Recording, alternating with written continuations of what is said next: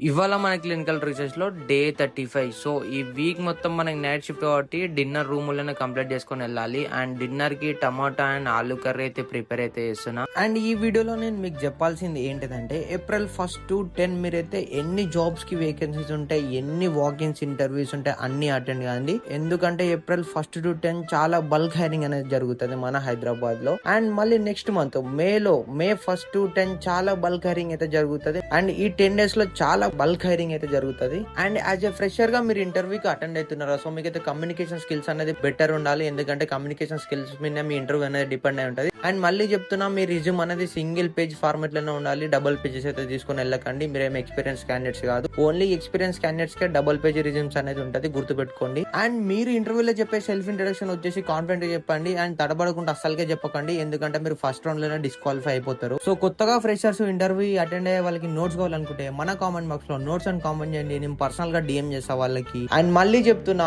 April and May month లో ఎన్ని interviews ఉంటాయి అన్ని ఇంటర్వ్యూస్ అటెండ్ అవ్వండి, ఖాళీగా మాత్రం ఉండకండి. అండ్ ఇంకో మ్యాటర్ ఏంటంటే, మన అకౌంట్ ని ఎవరెవరు ఫాలో అవుతున్నారో వాళ్ళకే డిఎం అనేది వస్తుంది. సో ఫాస్ట్ గా ఫాలో అవ్వండి. సో డిఎం అనేది నేను మీకు చేస్తా. మళ్ళీ నెక్స్ట్ లో కలుసుకుందాం. Bye bye.